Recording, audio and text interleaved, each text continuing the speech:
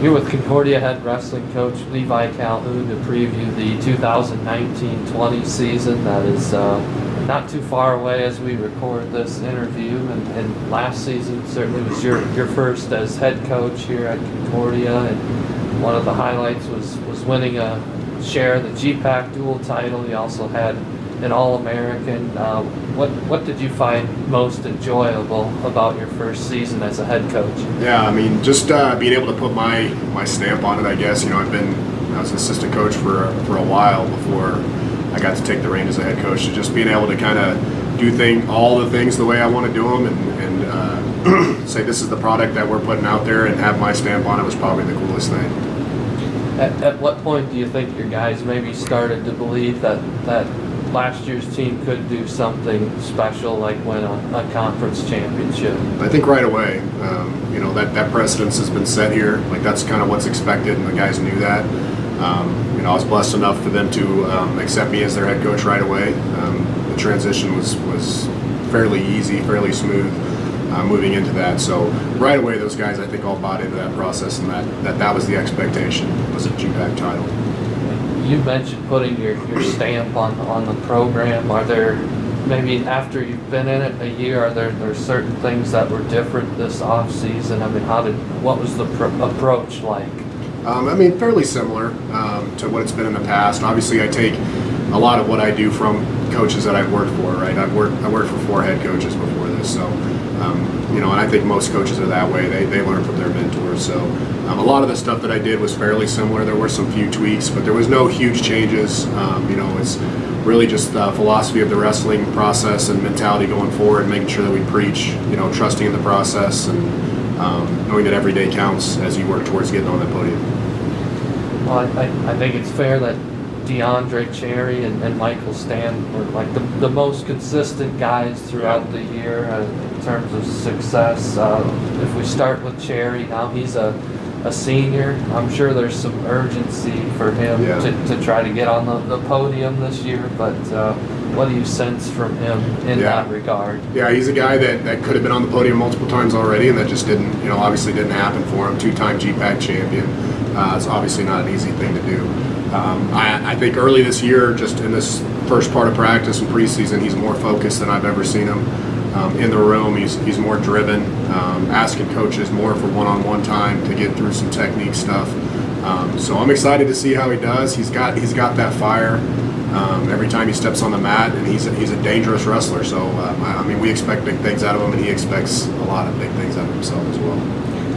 Also exciting when you have a guy like Michael Stan do that kind of stuff as a redshirt freshman that he did last year. What do you see his potential moving forward being? Yeah, he had a great off season. He put on some weight, put on like 30 pounds, solid pounds, and so he's bigger. He was an undersized. He was probably weighing 225 last year. He's closer up to the 250 mark now. So that's exciting to see.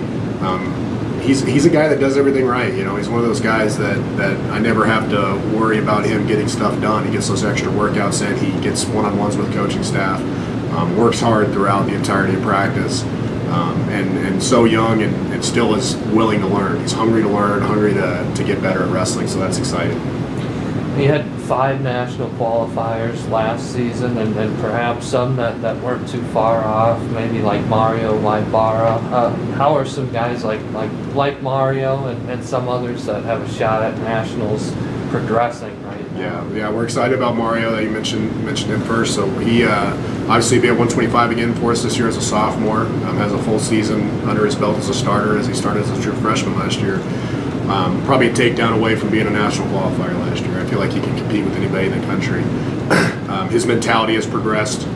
His maturity has progressed. His confidence, I think, has progressed. So we're excited to see how he does. And then also we have Christopher Kimball coming off a red shirt. Was a national qualifier 2 years ago.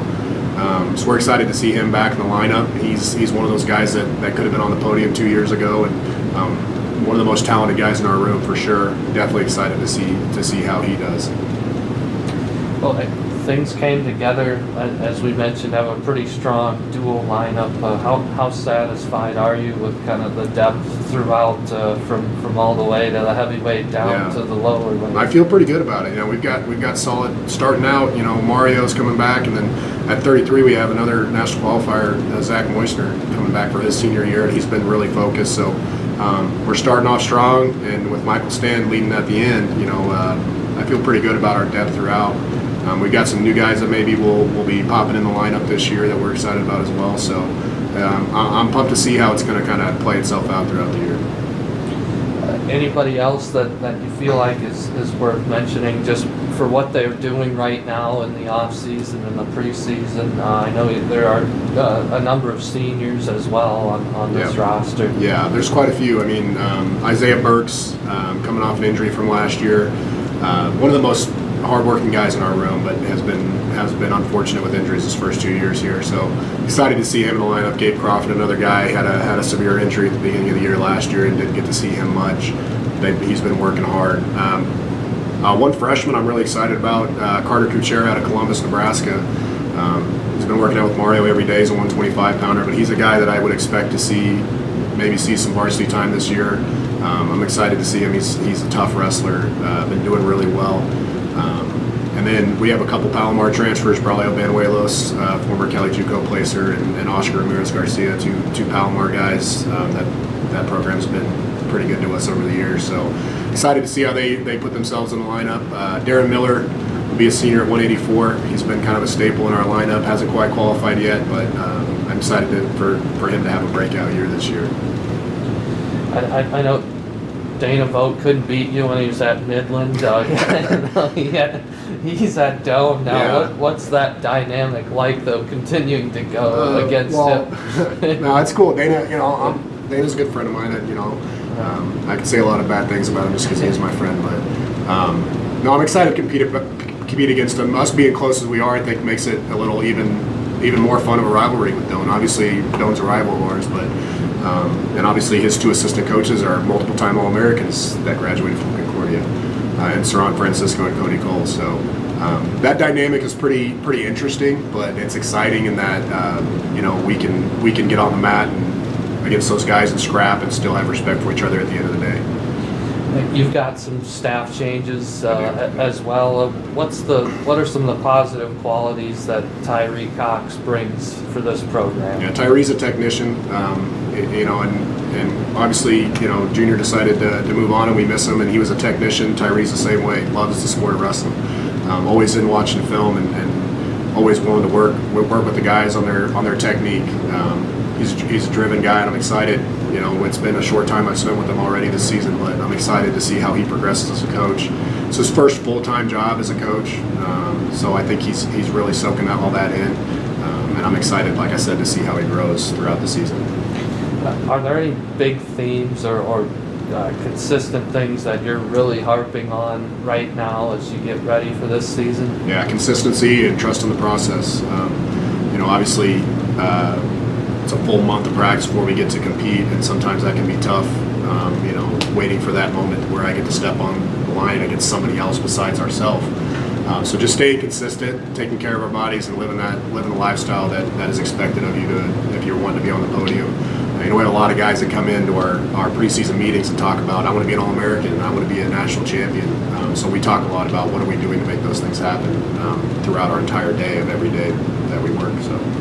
And along those lines of expectations from a tournament perspective, you were 4th in the conference, 26th at Nationals last year. Do you set certain markers that you want to achieve this year? How have you approached that? Yeah, obviously goal is to repeat as a GPAC regular season champion, and obviously we don't want to share that title.